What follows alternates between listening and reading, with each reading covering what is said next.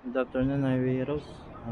This is Orion Tracker. Andito tayo sa Pioneer Trucks Part and Equipment Corporation sa Calamba, Laguna.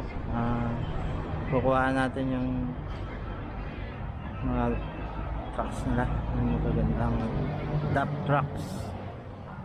So, tara, samahan nyo ako. Meron silang dito yung DAP CF, tapos itong DAP XF. Ito kuhaan natin yung DAP XF.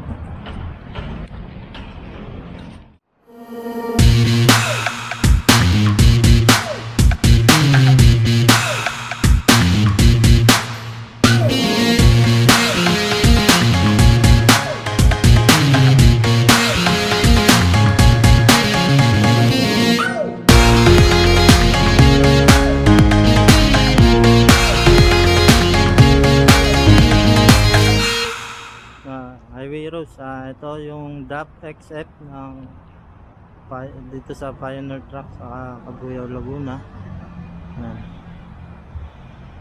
Ano na siya, may visor.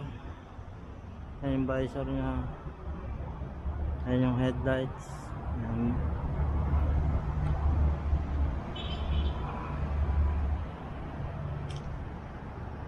headlights na H4. Ayan, ito yung gulong.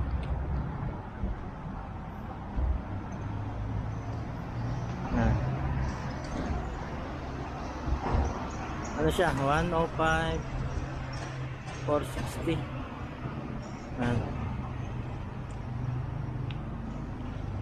Ito yung battery. Ito yung reservoir tank. Tapos ito yung on off ng battery. Ayan likod.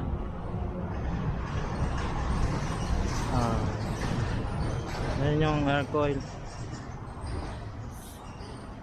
Ito yung chassis nya. Ayan. Ano siya, air suspension na rin. Dalawa dito sa harap. Meron din yan, dalawa sa likod. Ito, double differential. Tapos yung sa light nya, hindi pa siya LED, ano pa lang, ordinary pa lang. Ito yung dalawang air suspension, airbag. Yan yung ladder, diba?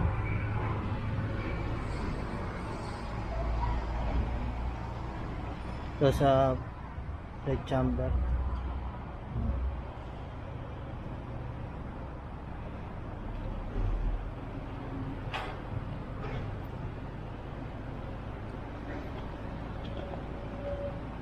Ayan yung fifth wheel nya,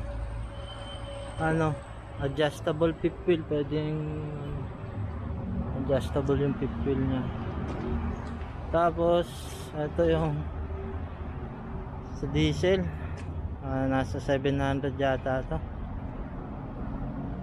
liters ang kayang ikarga. Ayan yung likod, air coil. Tapos meron siyang ilaw sa likod. Ayan, pag magano nga dito yung tambutso. Tingnan naman natin yung loob. Ito may 3 steps siya. Syempre 3 point contact pa rin pag aakyat.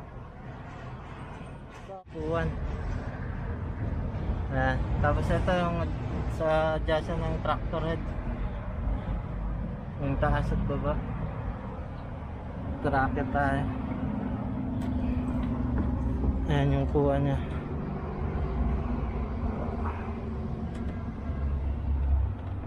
Tapos pakita ko sa inyo ang loob. Ayan, double deck siya. Tapos meron ding window sa taas. Ito ang higaan ng Ayan, yung passenger seat. Ayan, napakaluwag. Pwede kang tumayo din dito sa loob. may box sa ano, taas. Yung ball mirror niya, wide mirror sa baba, yun sa mirror. Tapos ang galing na itong double deck, ayan, may hagdanan siya. Tapos andito yung hazard, ayan, automatic na siya. Ito, nakita nyo, ayan, neutral drive. Ito pagpagong lang, ito reverse, ito kuno yung pagong. Ayan, sa aircon, ayan sa aircon nya, malaban yung hangin. Tapos meron, ayan ang manubela nya. Tapos ito yung retarder. Ayan. Yung sa ilaw, adjustan ng ilaw, fog light. Tapos ito naman yung adjust mo yung side mirror. Tapos sa power window.